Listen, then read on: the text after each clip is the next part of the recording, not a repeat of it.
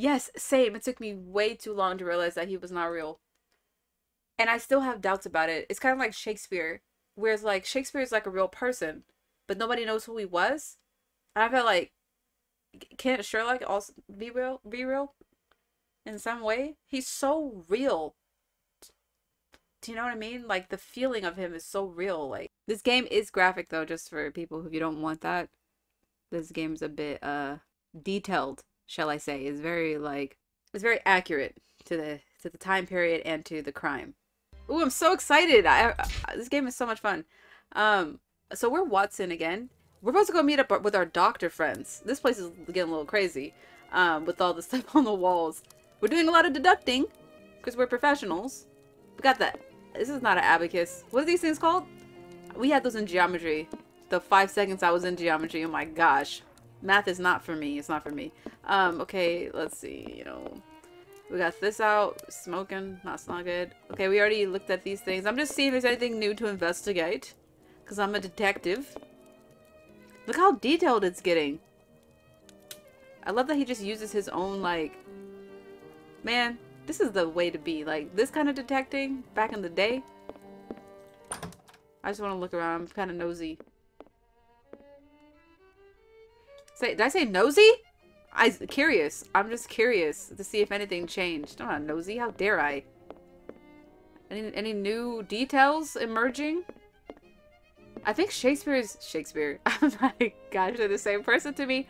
I solved the mystery. That's my intuition. There's no reason that I would keep calling him that, even though their names are just similar to me. Shakespeare, secret identity. Really, Sherlock Holmes, same person. Solved. It almost scared me. This is Watson's room. He's a writer. Yeah, I don't know. Okay, I just want to see. I just like to see if anything changed. Nothing changed. Okay, let's go. I must get to the London hospital, where my old university colleague works. I don't remember exactly why we're going there, but it's probably for a good reason. To the London hospital. Quick. Quick. To the London my hospital. colleague agreed to meet me here in one of the London hospital September rooms 12th, reserved 1888, for 12:30 p.m. Okay.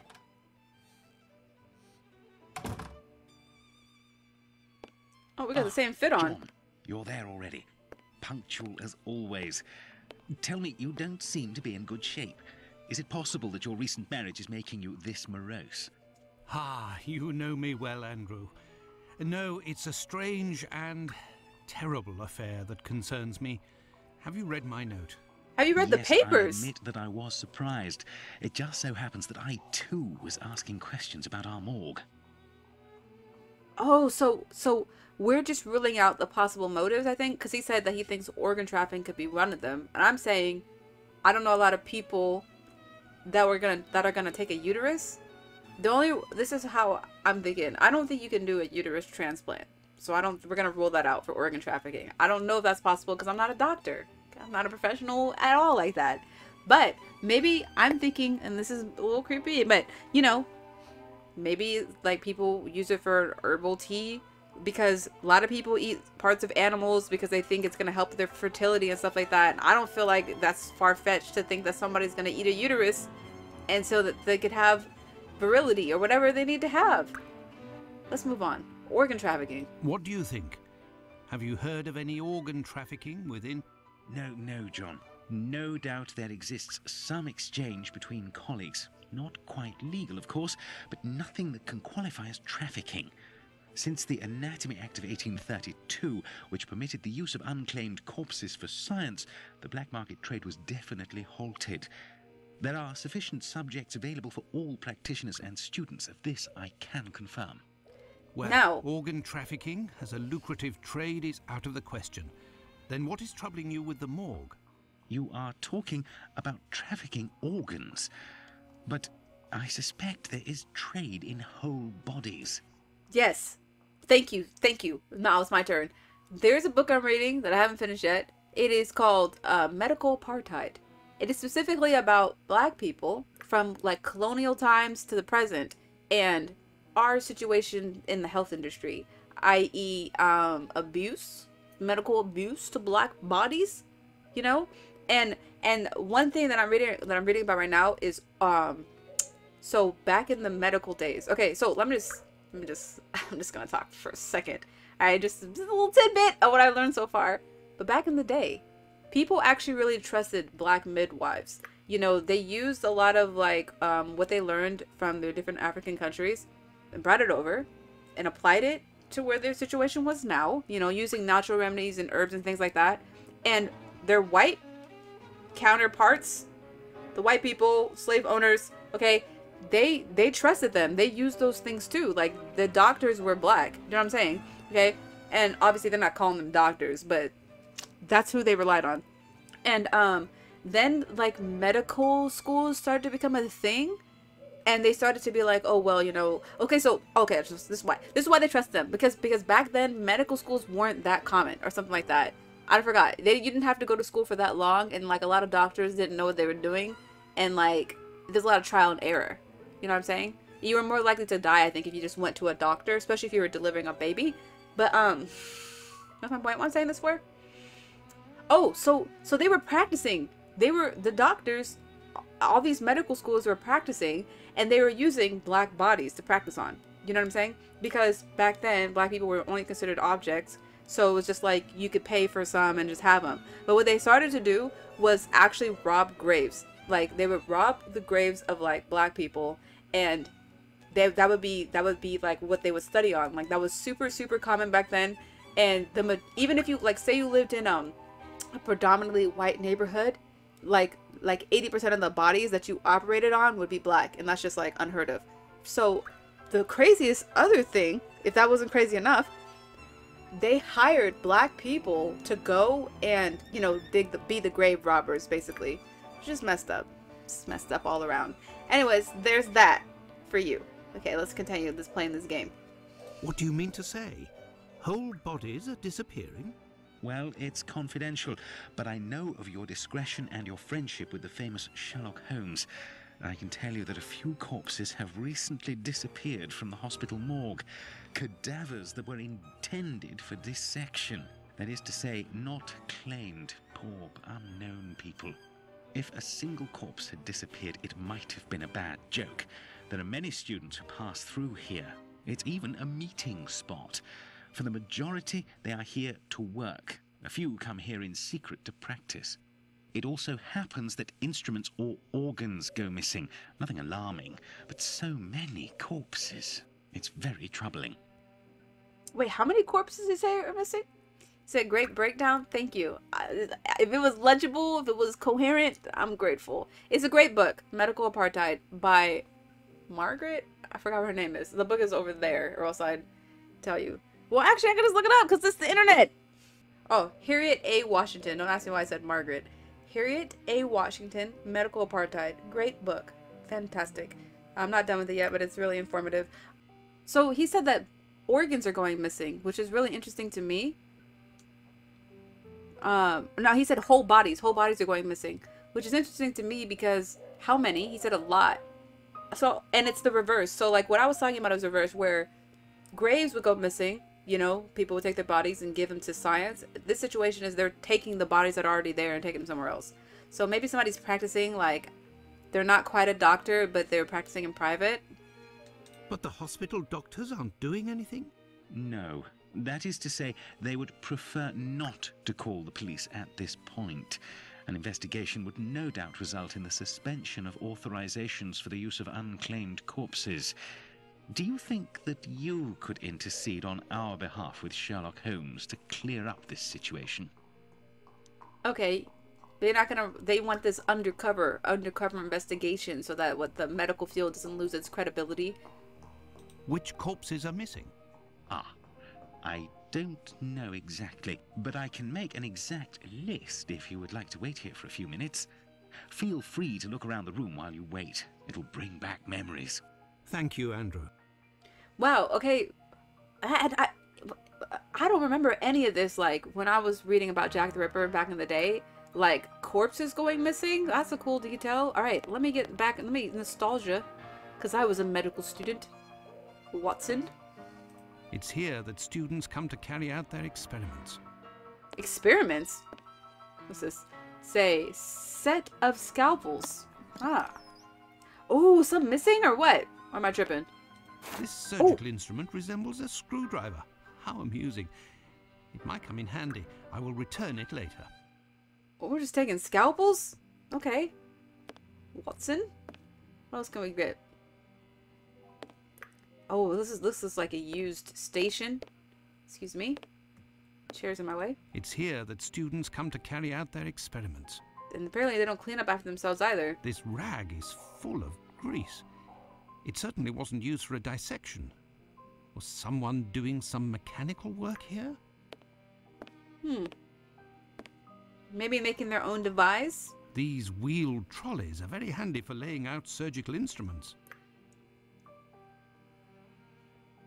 Oh wow, see, these are the glass jars. Oh my gosh, viewer discretion is advised. Because those are babies. And they're moving! The brain, a heart. Oh, look at this, it's a heart diaphragm. The last lesson must have been about the human heart. And for a class of beginners, I expect, as this diagram is rather rudimentary. I thought I learned a theory that the Ripper might be a doctor because of how he cut the victims. Maybe that was someone else. No, that's a super, like, well-known theory, is that he could have been a surgeon. Because his cuts, they even talk about it in the game, his cuts are so, like, only a professional would really know. A professional or somebody who really studied, basically, you know?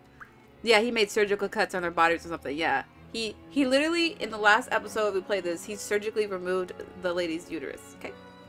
He did that. He did. Oh, this is interesting. Gosh, this is reminding me... Oh, man. Kennedy, I know I watched this movie with you. Some old movie where... I don't want to spoil it because it's such a great movie. But I'm sorry. I don't even remember what it's called. But it's about insane asylums back in the day. And there's a patient there who... There's a doctor who becomes obsessed with a female patient. That he becomes a doctor there.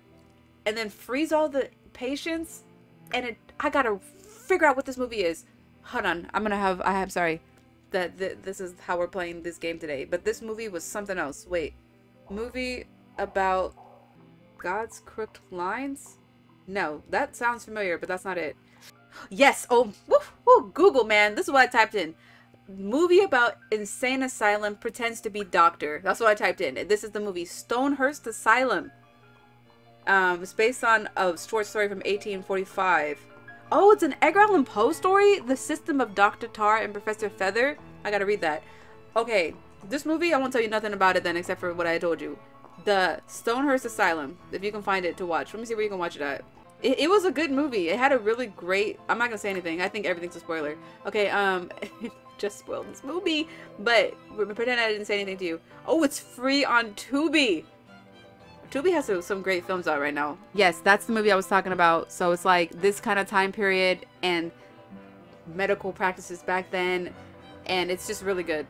I don't know if it's really good. I remember it being really good. So watch it and tell me what you think. Okay? Tell me on Twitter or something. All right. I like movies that take place in the Victorian era. It's like one of my favorite eras. It's so interesting to me. Minus, you know, for black people, it wasn't. But other than that, interesting. And I like the fashion. Okay, so here's where they do the dissections, guys, or wherever. And this is where the students sit around. These are their little desks. Honestly, we should go through each of their desks to look for clues, because it could be a medical student still. We don't know. I mean, most likely is a student. They're in here kidnapping the corpses to practice on their own later. Oh, we can take something? Oh, the heart. Right? There is a heart in this jar. Based on its colouring, it hasn't been there long. And it looks like the drawing on the board. This jar contains 2 lids with combination locks. What? A puzzle? This jar contains 2 lids with combination? What? I don't think we have enough clues yet, Watson. I am missing some information. Yeah, we absolutely are, because you got me. Why is that? Wow, that's weird. That has a combination lock on there? That's suspicious. It's here that students come to carry out their experiments. Yes, it seems they've been doing that quite a bit. Okay, we got some journals. An encyclopedia of anatomy. A page on the human heart is dog-eared. Let's see. Let's see. Okay. Encyclopedia of Human Anatomy. I have several encyclopedias of anatomy. Numerous imaginis structura. Okay. All right, this is great. This is going to help us with that puzzle. Vena cava superior. Arteria aorta. I'm going to butcher these Latin names. Arteria aorta.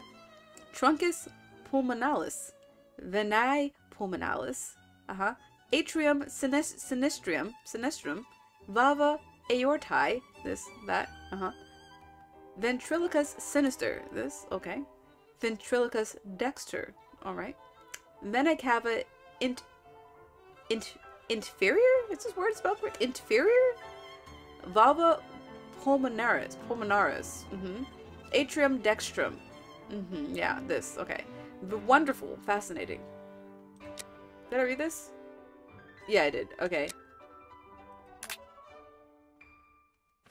Great. Alright, I'm gonna assume that... Oh wait, I can leave? I have no reason to go here. Okay.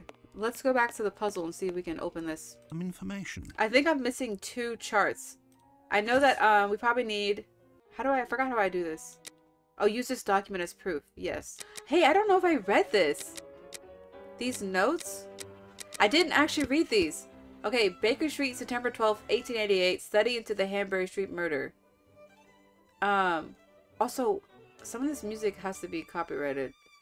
I mean, is. I might turn it off for a second so I can read this. Okay. Baker Street, September 12th, 1888. Study into the horrible Hanbury Street murder. There is almost no doubt that the Bucks Row and Hanbury Street victims were killed by the same person.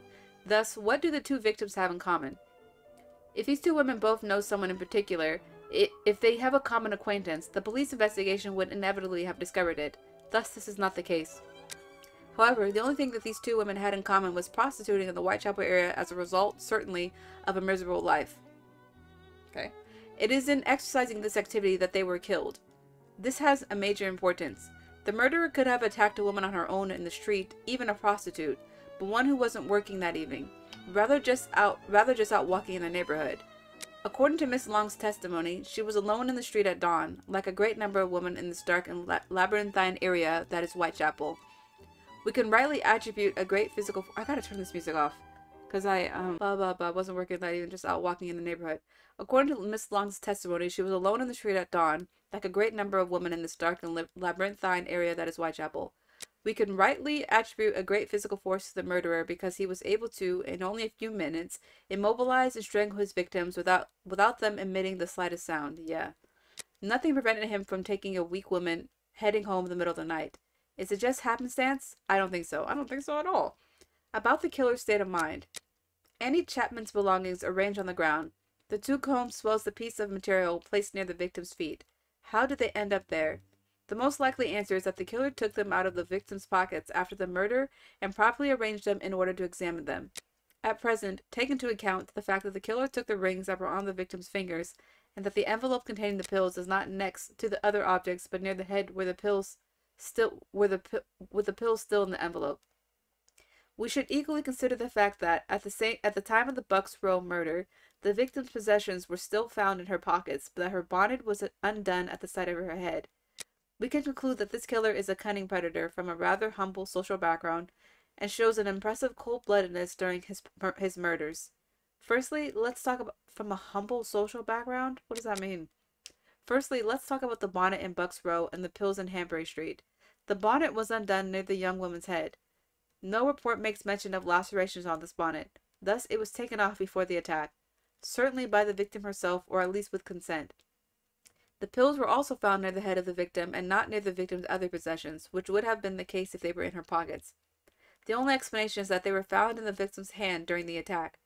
Our cunning murderer asked one to remove her bonnet and, to the other, that didn't have one, to take something from her pocket, against bad breath perhaps. Really? But those pills were not for bad breath. Weren't they for tuberculosis or something? Diverting their attention and monopolizing their hands for a brief instant in order to better grab them by the throat. That makes sense. Let's come to these rings.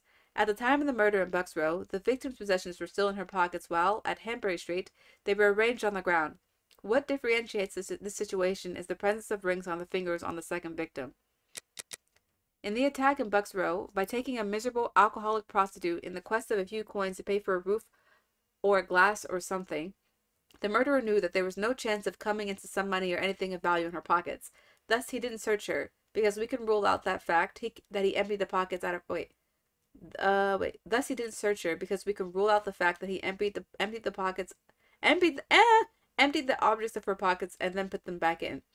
But in coming upon the Hanbury Street victim, he noticed that she was wearing rings on one finger, brass certainly, but that in the darkness and to an untrained eye could pass for gold.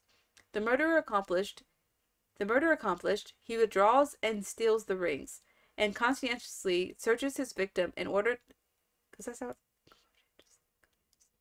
Searches his victim in order to ensure that there is nothing else of value on her. If the killer's initial intention was to take, let's say, a kind of trophy, a symbol of his successful chase, he would have searched his first victim and thus placed the possessions on the ground or taken the bonnet. Thus, this was not the case. The search and the theft of the rings were not the motive of the crime. Who else but someone of modest means would rip the rings off a corpse with no other goal but to sell them? I don't think that he's doing this for any money.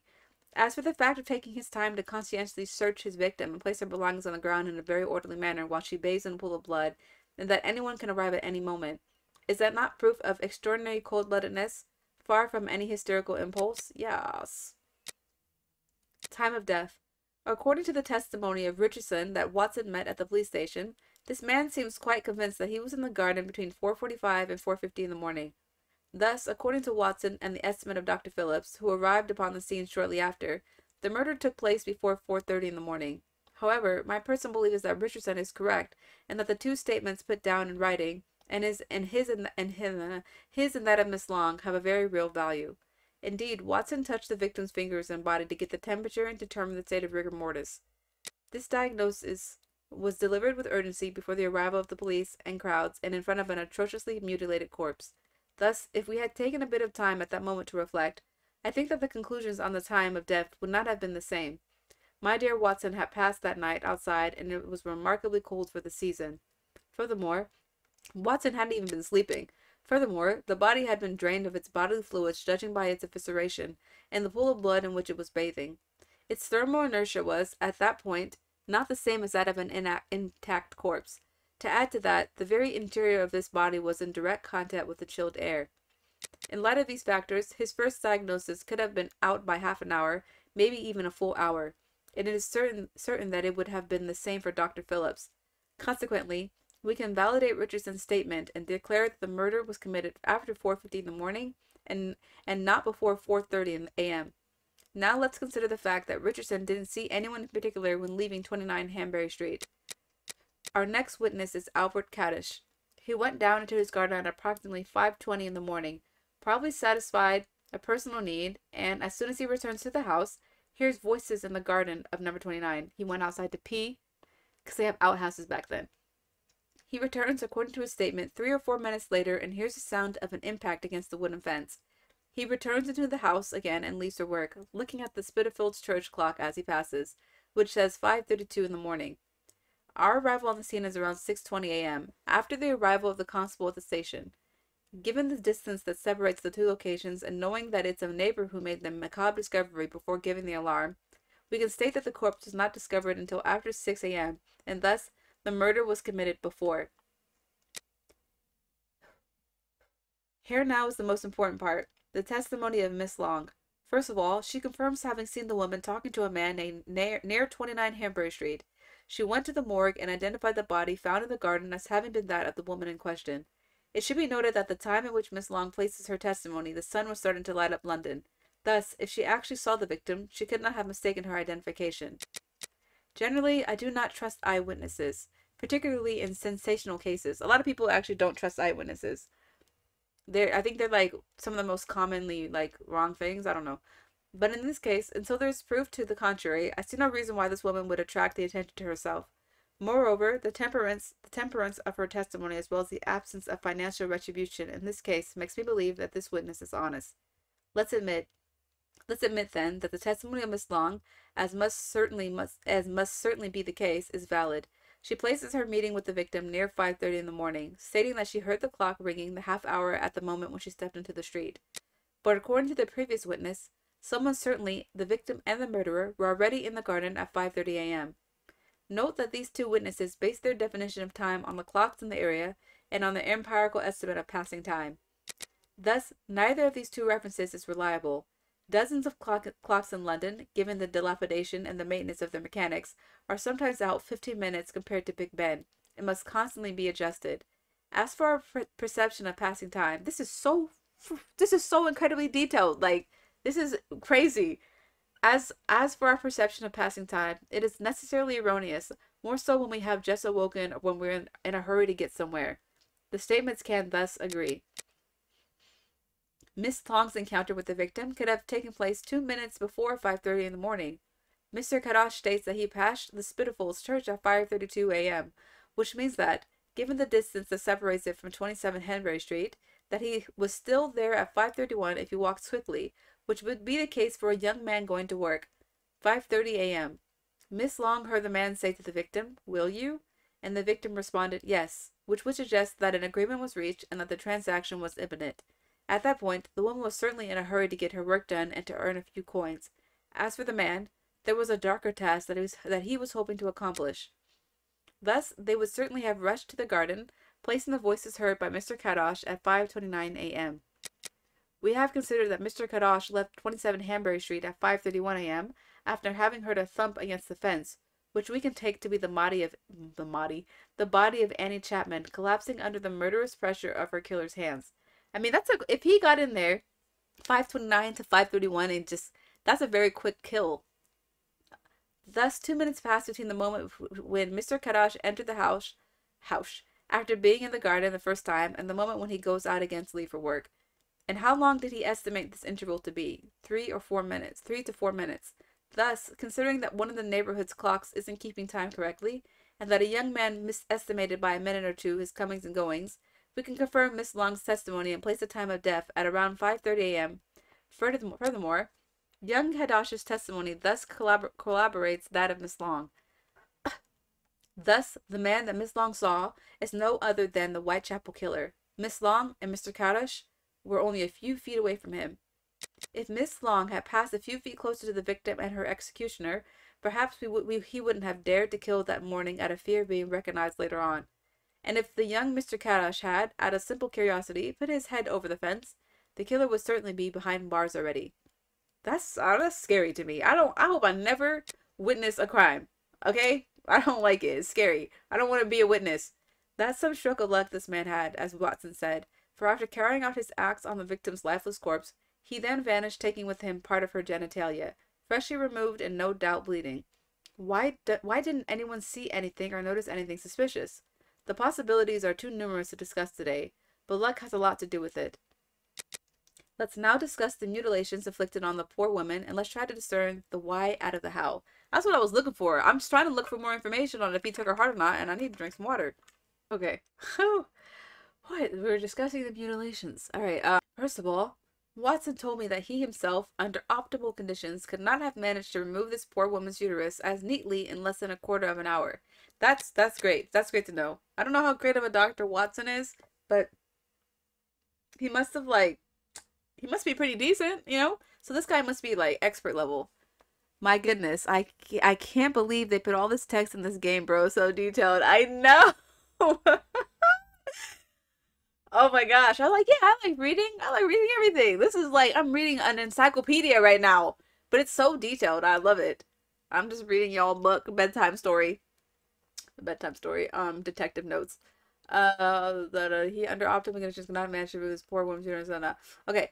The killer would have benefited from that time and perhaps a bit more, but what must be considered above all is that he didn't search for anything elsewhere. He freed the abdomen by removing the victim's bowels and placing them above her shoulder. Next, he removed the organ in question without fumbling around other parts of the body. What is very obvious is, more than the killer's dexterity, his manifest will try to remove a very specific organ. He targeted his operation specifically to the corresponding area, avoiding superfluous interfering cuts. He knew exactly what he was looking for. This tells me that this man possesses a minimal knowledge of anatomy and has certainly devoted himself to this type of exercise before, be it on a human or animal corpse, a doctor or a butcher. I feel like a butcher is not gonna know how to take a uterus out. Like, that's so specific. But it can be also someone who has practiced these activities in the past and practices a different profession today. That's true. That's very true. Or who, on the contrary, is an apprentice. The field is too vast to form an opinion. Come now to the why. I have a precise enough idea what purpose a uterus and vagina serve.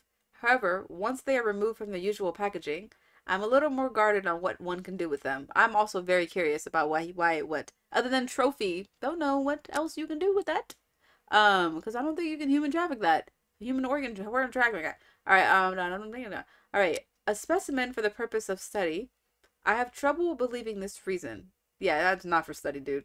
In the medical university environment, students have access to numerous specimens that they can study at leisure. It would be surprising if such madness was the result of a wish to succeed in one's studies. All the more because nothing was removed from the Bucks Road victim. Yeah, but I still feel like people progress. The killers progress. They don't always do the same thing to everybody until they get comfortable with what they like. Black magic. I cannot comment with certainty upon this theory, but if it was the case, why wasn't anything removed from the Bucks Row victim? Yet again, a vagueness surrounds this kind of motive.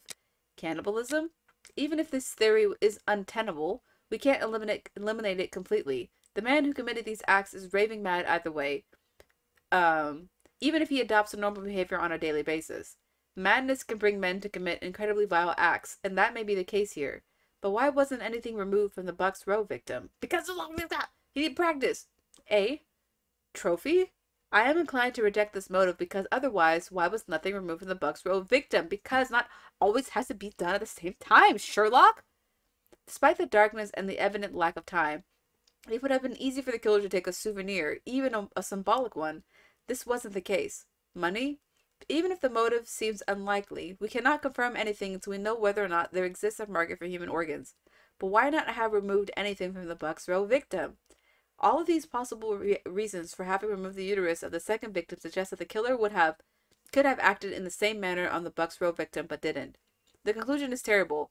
Our killer has evolved in the space of a few days, and if that's the case, he has already acted before the first murder that we know to be and if that's the case, has he already acted before the first murder that we know to be his? I'm so glad you said that, Sherlock. And if he strikes again, what kind of atrocity does he have in store for his next victim? Happy he said that because I totally forgot to bring this up. I have started reading my Jack the Ripper companion that I have never read. And in it gets a very detailed timeline. I mean, these people, the book is based on all of the there's a lot of information that's not in the book, but like it has as much of like the police notes and the obituaries or whatever, the doctor's notes, whatever, like it has a lot of stuff like that in it. And okay, so here's the timeline of events. One of the first murders committed during that time period was a lady who was robbed by multiple men, and she had like internal bleeding or something like that. She's one of the first murders during that time and in that profession. Now, absolutely do not think Jack the Ripper killed her, but after that, that's the lady who was stabbed 39 times. Man, I wish I remembered her name. I think it's Emma or something. Oh, my book is over there. Okay. But like, and so then after that, I think it's Annie Chapman. Or is that who we're on now? Wait, Polly Nichols, who are we on? Annie Chapman. Okay, no. So after her. Okay, so what I'm trying to say is in this game, we find this is not Jack the Ripper's. Polly Nichols is like his third victim, I think. And I think he killed 6 people or 8. I cannot remember. I'm not good at remembering things right now. But like, so in the game, I'm just saying it's Sherlock thinks, okay, is this the first time? It's not. In real life, Polly Nichols was like his third victim or something like that. So yeah, I just had to bring that up. I don't know. I don't know what my point was. Either way, we got to go back to the game because that was a long notes. That was a long notes. Oh, that was a lot of reading. All right, we're missing. I'm pretty sure we're missing a clue. I don't feel like the document's not gonna help with the heart. I don't believe it will. Let me make sure I'm being a good detective. I I am missing some information. Yeah, okay, so what do we not see? Watson, Watson? Oh, there's something on the floor? Say less. That's why I like that little... A message. I'll be... Why the devil was it hidden here? How would we have ever found that? Oh my gosh. These are somebody's notes or something? Look at this penmanship. Kennedy, this is like your handwriting. The Royal London Hospital, Whitechapel Road, blah. Ethan Levy, 7 years. Okay, I hope that. Son of Sarah and Jacob Levy. Hospitalized May 18th. Syphilis. Treated with mercury and penicillin. I'm sorry. A 7-year-old? Grave condition. Advanced stages. 7? 7 years old? Syphilis? What? Possibly an imminent subject. Watch carefully. Okay, vena cava, superior. Valva, aortae. Atrium sinistrum. Truncus pulmonalis. The magnet is in the heart. Use this board and erase it afterwards. Whoa, do we have a do we have a team? An old prescription. Poor child. Yeah. So young, yet So terminally ill. Strange, someone scrawled something. Part of it is in Latin. These are instructions, it would seem. Yeah, there's a magnet in the heart. Oh, we can get it from here. Let's go. There is a heart in this jar. This jar contains 2 lids. All right, let's get the other document. It's gonna be this old prescription. Let's get busy. All right. Valve aorta. Now, okay, so valve aorta is this, which is number 5. So we got to turn this to the 5. Okay, right? Truncus. I'm going to assume that both of these sides are right. Ah, these puzzles, man. Truncus pulmonalis is here, which is number 2. Wait, is this a combination? Oh, heck no. How do you do combination locks? Don't they go like this? I don't know what I'm doing. I don't know what I'm doing. Okay, that's fine. Atrium sinistrum is here. Number 8. Wait, what's 8? This is 8. Okay. And then vena cava superior. He said it's a combination lock. So, wait, vena cava. Oh, it's right here. 1. Okay.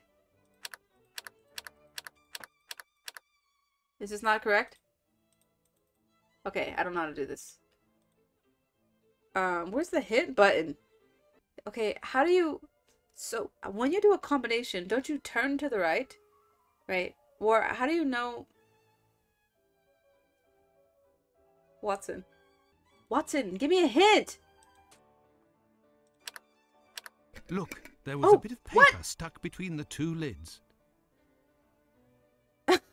I was just clicking around. I didn't want to solve the puzzle like that. Okay, you start at 0 and turn the first number clockwise, I think. It don't matter because we figured it out somehow. Some way. That was so undeserved. That was the worst way to solve a puzzle. But thank you. Thank you, Kennedy. Okay, Twitch cut out my audio for this section, so apologies for this voiceover right now. But basically, during this section, I started at 0. I tried to start at 0, like, you know, how compact locks do. And then I tried to do the same thing I did before, where I just, like, I went, you know, like, to the right, then to the left, and to the right, to the, okay, oh my god, I'm so dumb talking right now. Top right corner, right? Then I did top left corner, then I did bottom right corner, and then bottom left corner. I'm pretty sure that's what I did. Like, obviously I could watch the video to see if I did that, but, like, I'm just not that type of person. So I hope that this is clear enough for you to grasp, but that's basically what I did. And as you can see, the top came off because this jar has two sections. First you get the 6 number, and then you have to go back and open the thing again. I don't know. I was so confused. I'm gonna be honest. Anyways, you can see there's a magnet at the top of this. Look at me. I'm literally trying to explain what I'm trying to explain to you right now in this voiceover. But you can see the magnet at the top of the heart. That's what we got from this. That's basically it. That is the clue. Enjoy the rest of the game, I hope. My Thank head's you. in the way. I got too excited. My hair clipped. My head against the wall. Okay, but like, I went to the 5th Roman numeral. Then I went straight to the Vena Cava Superior. Because you go, 2 to the right, 5 to the left. So I went 5 to the right to the 5 Roman numeral. And then I did it to the Vena Cava Superior, which is 1. I went all the way to 1. Alright? So it's not like actually 1 to the right and left or whatever. Then I did and then I went down to the Truncus. And then I did the Atrium. And that worked. It's just for anyone else who's watching. Okay. Wow, okay. We've got the magnet. Ooh, what's that for? Creepy. Creepy. I thought that was definitely gonna be one I was gonna have to Google. Well, good things happen every day. What a miracle. That was a miraculous. Alright, what are we gonna do with this Watson, eh? Are we gonna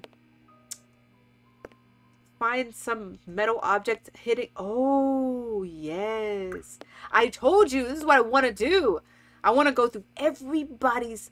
Oh, it's number 6, but let me just see what happens. Nothing of interest here. They're all going to say that? Nothing of interest Yeah, here. it says go straight to number 6. I want to go through their desk. Incredible. There is a magnet with a hook behind this pane of glass. I am in need of something. I got a magnet. Okay. Alright, is this a... Oh, polarity, that scared me. That's like playing Operation. It's a polarity game. Okay. Alright. I got this. I got this. I got this. I can do hand-eye coordination. I can do it. Because this reminds me of a game I played in Ni no Kuni, where I had to control 2 people at once at the Temple of Tears. Okay. Okay. Okay. Are we supposed to get these to touch? Oh, we just have to get them to... Oh, okay. We have to get them to the opposite ends? Gosh, I tell you. This is fun. It's always fun when I do a good job. Alright. Yes. Okay. I don't want to hit the walls just in case. I don't know. Yeah! Okay, now what, Watson? Oh! There, all done. Holmes couldn't have done better himself. Yeah, Holmes could never. A hole. I can make out something inside, but how to get it out? I will need a hook. Dude, this whole desk is like a secret puzzle for like some mastermind. I found it. Wow, just for this little note. A coded message. And the message is coded. I do believe I will need Holmes. We were doing so well without him, Watson, Here eh, boy? is the list, John. The missing corpses are those of a woman, 40 years old, beginning of August, another, 55 years old, 2 weeks ago, and recently, a young woman. These corpses had nothing in common except that they didn't have any apparent lesions. All of this is very troubling. Well, I think that I have all of the information possible, and I promise that I will do what I can to clear up this business. I must leave you, my friend, and... In the name of our friendship, Please, don't go so stare. To be sure. Thanks again, Andrew. it is I who must thank you, John. Don't forget to keep me up to date and say hello to your charming wife for me. Count on me, Andrew.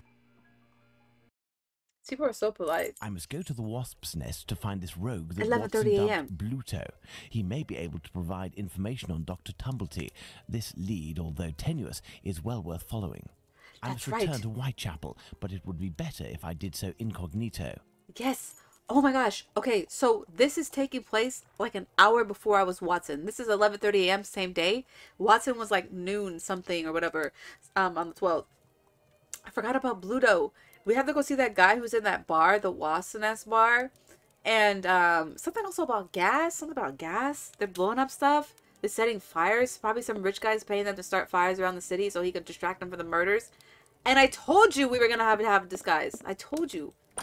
I didn't say that we were going to have one, but look at this wig. Let's get this. Get the disguise on, Sherlock. You said, oh, are we not actually supposed to participate? I thought... Sherlock. Get that on. First of all, why do we have a knife in our possession? What is this? Pocket knife. Okay, Sherlock. Okay, so we can't just do what I wanted to do. That's very interesting. I thought we were gonna wear this outfit. Okay, we gotta need a jacket first. This should do the trick. That's not what I was expecting. I thought he was gonna wear this wig. I thought we were really gonna go all out. Let me see me.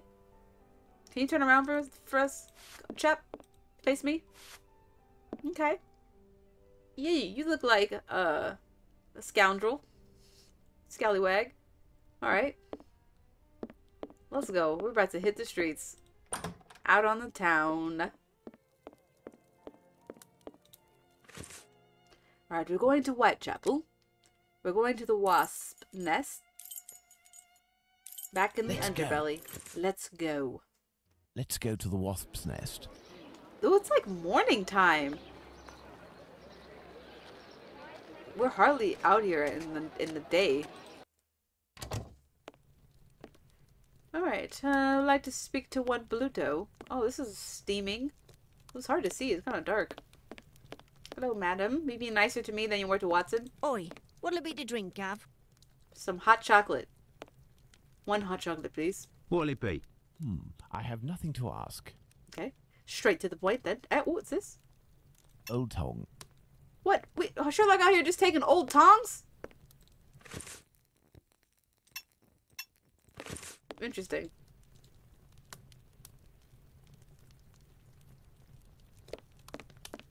What else can we take? Nice cozy heater.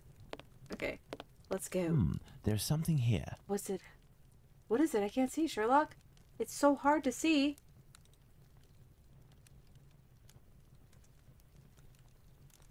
Hands weren't popping up. Goodness gracious. What is it? He had eyes like a... Oh my gosh, I don't even know. There's something here. I need something. Oh, the tongue? There's something here. I see a jewel. It's fallen between the floorboards. What is this Operation Type gamer playing? This man has eyes like... I was going to say eyes of a cat. Is that a good enough description? Eyes of an owl? Oh, look at this. Oh, it's the hay. This is the hay symbol in Hebrew. Okay, wait.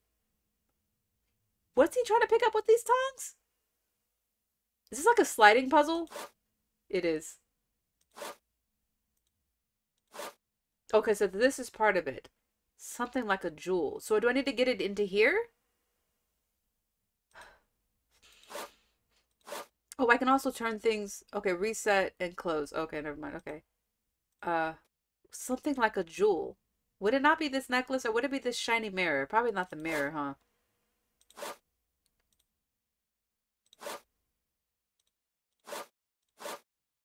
This is such a weird puzzle. It's not intuitive like how you would think. So this can only move up. Spoon can only move like this. And this can only move like that. I need to move this wooden thing then. How? The wooden thing can only move to the side. Move the half disc up. Yeah. Yeah, you're smart. You're smart. Okay, and then I gotta get this down. This... Oh gosh, dude. I need to get... This can only move to the side. Okay, wait. Okay, wait. I'm starting to figure it out. Because they can only move in certain directions. Right? Girl, stop moving stuff. You messed up my show. Listen! I'm thinking, but I think I'm getting it. Things can only move in certain directions. Starting to understand, young Kennedy. All right. See? A Hebrew inscription. Going by the length of the chain, it must belong to a child. Thank you for your help. I wouldn't have figured it out without you. Things can only go in the direction that it can go in. Piece of cake, right? Stop moving stuff around. I'm sorry. Sorry, okay? We did it together. Our two brains merged. You and I. Alright? Okay, anyways, let's talk to this guy. I forgot what I'm doing here. Hello there. You looking for a gas man? I'm a gas man myself. You really a gasser? You sure it isn't a bobby? Well, if you don't need me, I'll be on my way then. I've already been paid up. Stay. Who paid you? A doctor, Marston, I think he was. He told me you'd talk to me about a foreigner, name of Tumblety, if I did you a favour. That's right, Tumblety, dude. Right, mate. Might happen. What is the traffic control game? I don't know that one. What should I do? What is it you need me to do then? Listen to me. At the end of Whitechapel, there's an abandoned dump of a house. Opposite Finley's boarding house. Upstairs in the mess where the gas pipes are, you'll find a sack with something heavy inside. If you look in, you'll regret it here. You find it, you bring it here, and you don't tell a soul, right?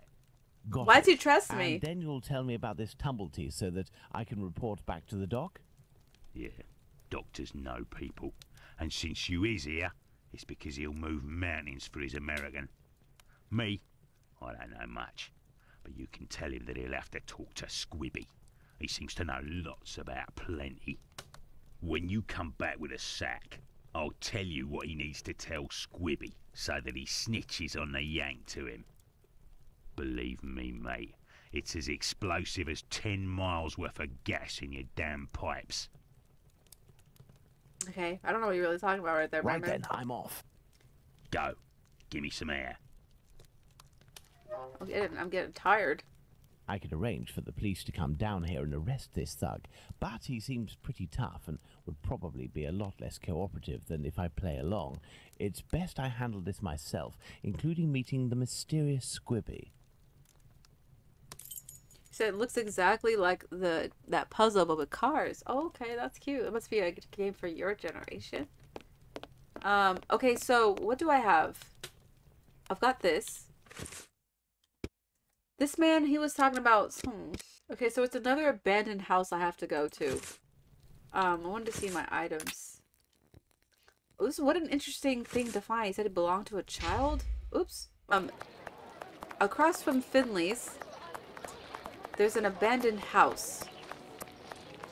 So where's Finley's? Okay, that's the police station. Okay, Finley's is over here. Abandoned house with pipes. Hey, it's Finley? the abandoned house that Bluto pointed out to Oh, me. this one. Yeah, He that's must have right. set up his hideout there. There's a strange smell coming from this old building. This cannot be safe. Man, Finley sure does keep himself busy. How's it going? Is that a unicycle tire? I ride one Good as day, well. Finley. Good day, sir.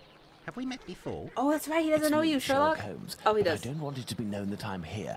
Can I count on you? Certainly, Mr. Holmes. I shall be as silent as the grave. Your tenant, Dr. Tumblety, is he here? I don't think so, but go and find out. But go find out. Okay. It would seem we've been having some gas problems. Don't talk to me about it. The problem is from the abandoned house not far from here, but nobody has come to take care of it. Perhaps I could go and take a look. Do you have a ladder? No, but I think in the pile of wood under the stairs there is one in pieces. Of course. And if you also need something from the scrap heap, some old tools or who knows what, feel free to take it, Mr. Holmes. But leave the dishes in good condition. No problem. Thanks for letting me go through your garbage. Thank you, and goodbye. Goodbye, Mr. Holmes. I'm a trash man. Alright. I've been dying to go through this thing. You say you got pieces of ladder? This looks like it. This lead pipe could help me to repair the gas lines. Okay. Finley's ladder is smashed to pieces, but all the parts appear to be here. This must be a piece of the ladder. I'm really gonna just make a ladder. A heap of rusted iron crockery. Okay. He told me that not to take the dishes, but... This must be a piece of the ladder. This lead pipe could help me to repair the gas lines. Alright, so I'm gonna need to prepare the gas Part of line. a perfume atomizer. Alright. Oh, we are really getting scientific up in here. Okay, anything else, Sherlock? You got your eye on? No? Oh, okay, yes. Alright, let's... Hard for me to get over there, old boy. Okay, here we go. Sherlock. This lead pipe could help me to repair the gas lines. A broken hammer. I will have to find a handle. Okay. Part of a perfume atomizer. Very interesting. I need to find a handle for my hammerhead.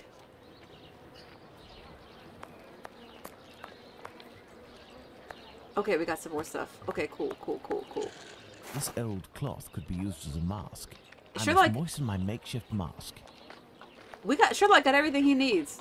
Some old nails. They may come in handy. Oh, those nails have been there since the beginning. I tried to grab them before, but I wasn't able to. And oh, we got big old pipes. This must be a piece of the ladder. Oh, that's a ladder? This is a giant pipe. This must be a piece of the ladder. Ladders are so complicated, man. Who knew? Okay.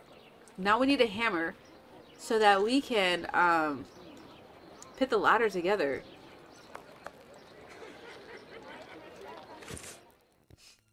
I don't have anything that... Oh, a little stick. That could probably be used for a hammer, huh? No? Can I combine? Sherlock. Okay, we can't combine items. Can I? Nails. Oops. Okay, I can't just combine how I want. I'm gonna ask him if he has a... Oh, wait, there's something... Oh, the water. This is for my atomizer. Water. So I can fill my thing up. My perfume puffer? Water. I thought he wanted to fill this up. Didn't we say that? There. This damp cloth will do for a mask. Yeah, so that we can, I guess, breathe better in that stinky room. So I can't combine... Oh, wait. Yes, I can. Like this? I just have to drag and drop. Oh, my gosh. Amateur. Done and done.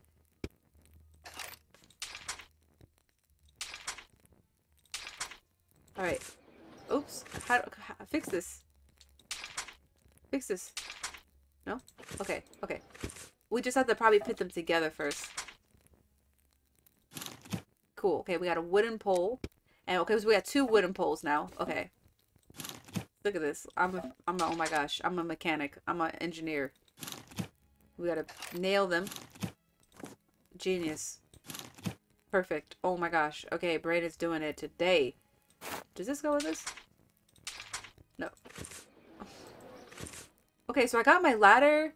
I don't know what to do with those rusted dishes. I have elbow pipe. I got a lead pipe from gas system and blah. Okay. Are you ready, Sherlock? Let's put that ladder somewhere. Probably outside the window, right? I hope this ladder will support my weight. You know, that's a very rickety ladder, but if you want to be this kind of guy, go ahead. Support you in all your endeavors. My cloth mask won't make much difference, but I'll be able to inspect the room for a few seconds. Is it real seconds? He's like in a room that's just like leaking gas. I can never. Okay, inspect. Someone left here in a hurry, presumably because of the gas leak. The leak must have been sudden. Even the animals didn't have time to escape. Wow, and they were eating a ham? I mean, they're eating pretty good. Ham's not cheap, is it? I don't know. A small torch, a useful tool for opening safes, I would assume, but the gas bottle is empty. I should probably stop that gas from leaking if I'm gonna be here. I need something. Okay, we gotta pry that open. Why is it locked up like this? This is how it just is in these old apartments? The leak must have been sudden. Oh, yeah, more dead rats. Okay. Somebody was sleeping here, playing cards. They're having a great time. This iron bar will help me. Oh yeah, let's open this. So before we die. Okay. Sherlock is so cool. Look at us. The leak is coming from here. The satchel is behind these pipes. This explains why the thug wanted someone who knew about gas. He must have hidden it there in great haste and broke the pipes in the process. Okay, so it was an accidental gas leak. No problem. The satchel seems to be quite stuck. I don't think I can get it out without passing out. For good. I need a more suitable mask. The kind used by tanners would do nicely. I don't know what you mean, Sherlock, but can we just... The leak must have been sudden. All right, more Even the dead animals. didn't Can have we time pit to the? escape. Can we fix this? Can we pit it together ourselves? The satchel seems to be quite... He said from Tanner's. I don't know what he means by that. I thought we were gonna be able to fix this ourselves.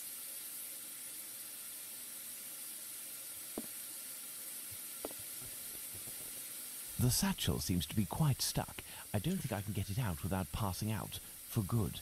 I need a more suitable mask. The kind used by tanners would do nicely. What are Tanners?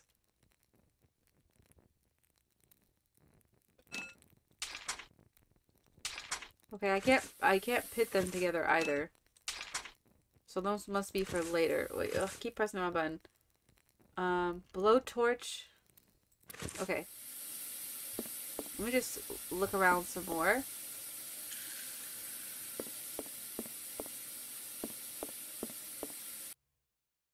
Oh, that's the way I came in. Okay. How is your investigation going, Mr. Holmes? Oh yeah, Tanner's mask. You have one? Whatever that I'll is? be needing a mask of the sort tanners use. Do you know where... Go check in the little lane across from the clinic. At the cobbler's, perhaps. Ah. Okay, thank you. Thank you, and goodbye. Goodbye, Mr. Holmes. Will people talk to me differently with my outfit on? My disguise? I have nothing to ask. Oh, he won't talk to them anyways. Okay. I'm in the mood for a fast travel. To the cobblers. Are you in? I need a mask. I need a gas mask. Poor favor. Hello. How do, sir? Hello. How I'm do? sorry to say, but I'm closing. This Sir. man seems wary. I must find a way to win his confidence. I did find this lovely trinket. It belonged to a child. Perhaps you know them? How do, sir? Hello. I'm sorry to say, but I'm closing. I have this jewel. I am here because I found this. Abraham's beard. The son of one of my neighbors was beaten in the street a few Ah. weeks ago and it was stolen from him. If you would give it to me, I promise to return it to him and get you a reward. Money doesn't interest me. Who are you, sir? And what do you want from me? I'm a friend of Dr. Watson's. You know him, don't you? In that case, welcome. Dr. Watson is a great man, and I would be pleased to help one of his friends. Thank you. Can I have a tanner's mask? I know you're closing. You work the leather and perhaps even tan it yourself. I believe tanners wear special masks to protect themselves from the toxic emissions given off by the vats used to soak the leather. I have a gas leak to fix, and I won't survive without something effective to protect myself with. Go see my cousin Abraham, who has a pet shop a little further down the road. Oh, pet Tell him shop. Isaac sent you. That's me. Okay, Isaac, my good man. Thank you. I'll be off now. My regards to Dr. Watson. Anything I can look at in here? No? Alright. Alright, pet shop? We haven't been to one of those. Pet shop boys, eh? Looks suspicious. Pardon me, but can you give me some information? You too? You're lost? I am. Where's the pet shop at? What do you say? Can you draw a map for me? I kind of remember seeing a sign for a pet shop, but I don't exactly remember where. You selling flowers too? Or you got selling canes? Best brollies in Whitechapel. Umbrellas. Also protects against wallops and chamber pots. Interesting. Okay, where's this pet shop at?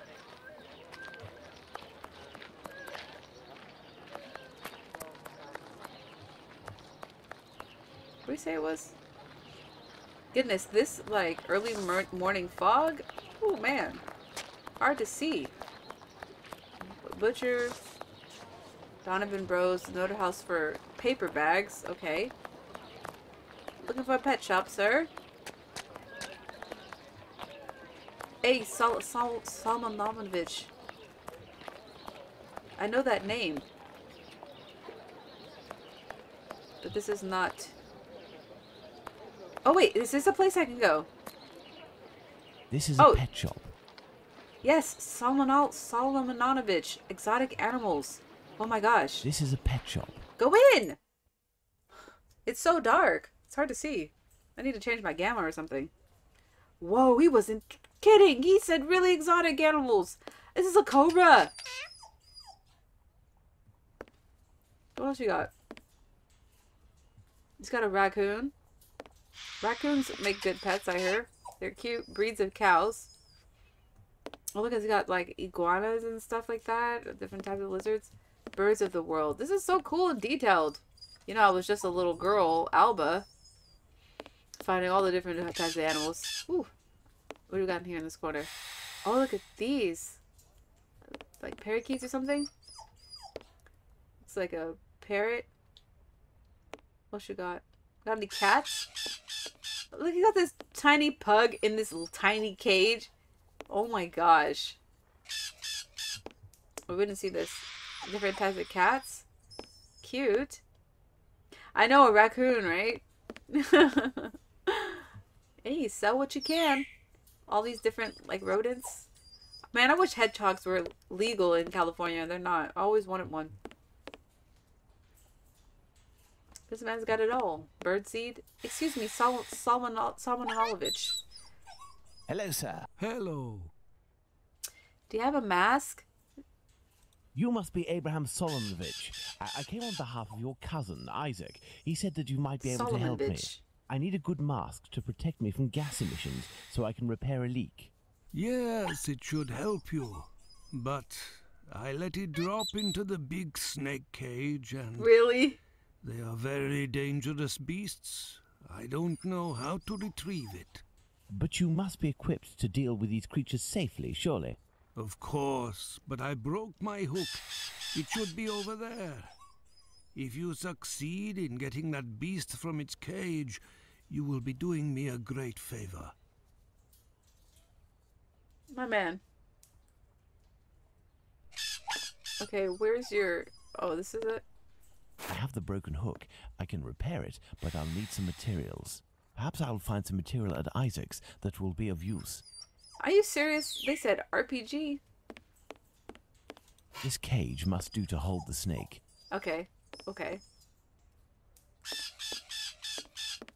I need something.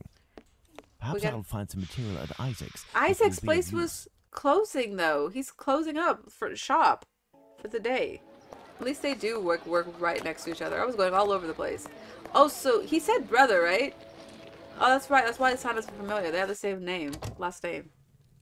Isaac, I know you're closing, but your brother is... I need a few items for your cousin Abraham. Making things difficult. May I borrow them for you? Of course. You're welcome. This should do the trick. Is that it? Okay, wait. Oh, okay, wait. We got some... This should do the trick. Man, Sherlock is out here just being a handyman today. This may come in handy. Anything else you want to grab before we leave? Okay. We have a piece hook for a snake. We're going to put that on a stick. Put some thread. And we're going to just tassel it together. Perfect. And we have made a snake pole. Genius. Now we'll handle that snake like a proper charmer. I need something. Oh, the cage, of course.